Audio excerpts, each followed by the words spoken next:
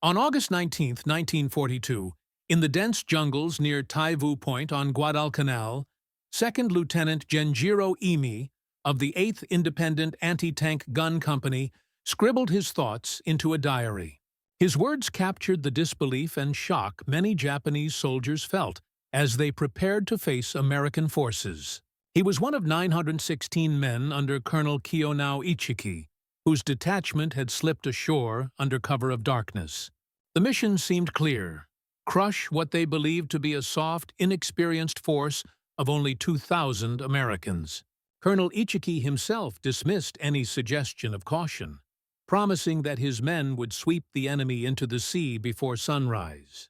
What he and his men could not know was that they were walking into the kind of battle that would shatter every assumption the Japanese army held about war, about Americans, and about their own invincibility. 2 weeks earlier, on August 7th, 11,000 Marines of the U.S. 1st Marine Division had landed at Lunga Point.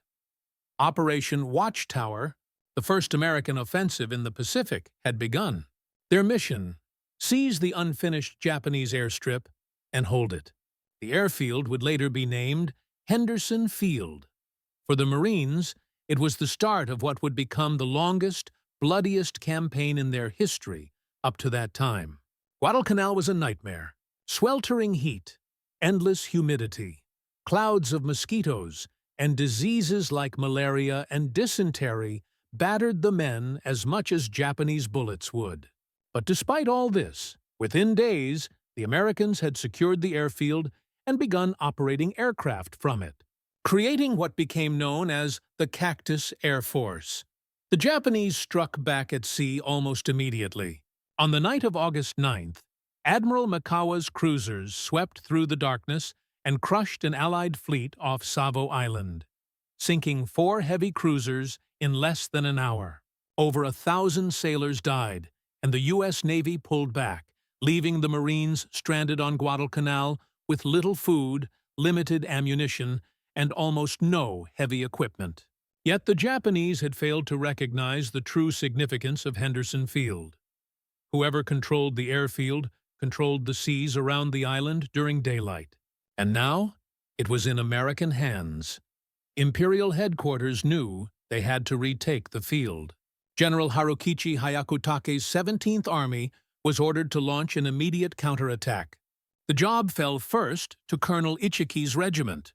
But Ichiki, impatient and arrogant, ignored his orders to wait for reinforcements.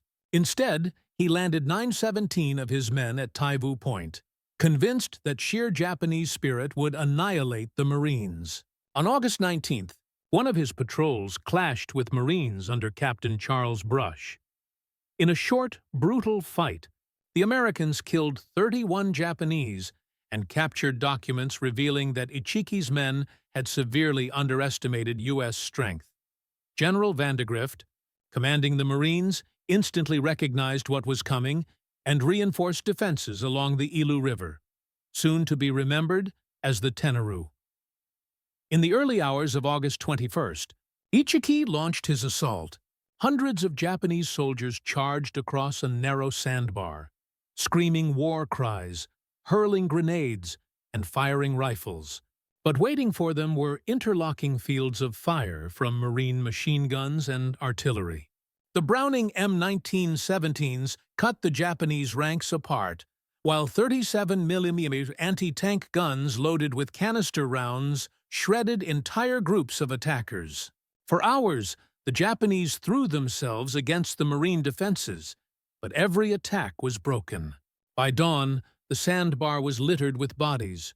Over 800 Japanese lay dead. The Marines had lost only around 40 men. Ichiki himself perished, either by suicide or in a final desperate charge. His regiment had been obliterated. For the Japanese army, the shock was profound. Never before had they suffered such a one-sided defeat. American soldiers had not panicked under night attack. They had not broken in the face of bayonet charges.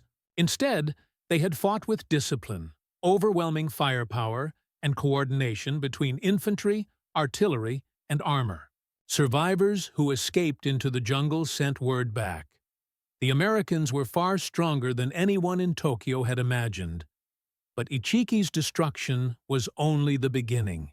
In September, General Kawaguchi led another attempt to retake Henderson Field. His 6,000 men attacked from the south, striking a narrow ridge defended by 840 Marines under Lieutenant Colonel Merritt Edson. For 2 nights, Kawaguchi's men launched furious assaults in what became known as the Battle of Bloody Ridge. Japanese troops infiltrated through ravines, clashed in hand-to-hand combat, and threw themselves again and again against the American lines. But the Marines had prepared killing zones, coordinated artillery, and fought with grim determination. Sergeant John Basilone became a legend that night, manning machine guns after his crews were killed and carrying ammunition under fire to keep them going. By September 14th, Kawaguchi's offensive had collapsed. Another 800 Japanese were dead. As the campaign dragged on, conditions grew even more brutal. Japanese troops, supplied only by destroyers on Tokyo Express runs, could bring little food or equipment. Soldiers starved, surviving on rice balls or whatever they could forage in the jungle. Medical supplies were non-existent. Malaria and dysentery ravaged the ranks. By late October, some units were losing 50 men a day to disease and hunger.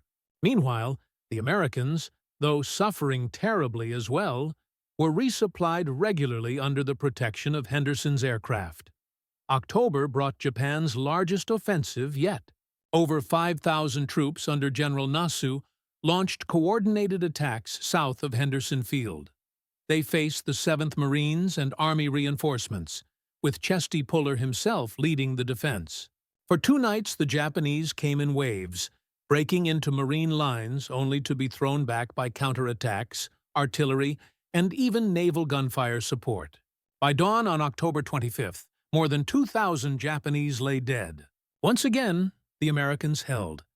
The struggle extended to the seas. In November, massive naval battles raged around Guadalcanal. The U.S. Navy lost ships and men in horrific night battles, but they destroyed Japanese battleships and transports.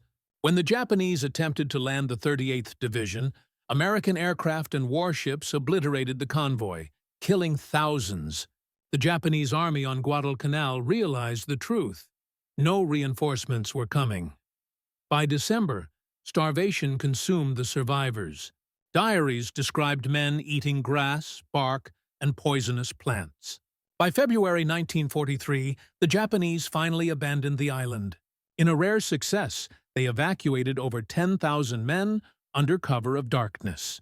But of the 36,000 who had once been sent to Guadalcanal, over 25,000 were dead, killed in combat, disease, or starvation.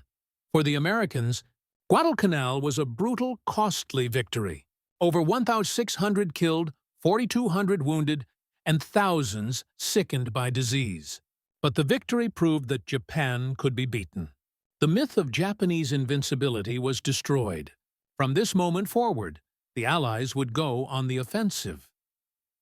For Japanese veterans, Guadalcanal was the beginning of the end. They had learned that courage, spirit, and night-fighting skill could not overcome American firepower, logistics, and industrial might. They had fought with incredible bravery. But war had changed. It was no longer decided by warriors alone. It was decided by systems, by machines, by supplies, and by relentless production. On February 9th, in 1943, General Patch sent the message: Tokyo Express no longer has a terminus on Guadalcanal. The campaign was over, but the lessons, written in blood in the jungles of Guadalcanal, would shape the rest of the Pacific War and echo in history as the moment when Japan's empire began to crumble.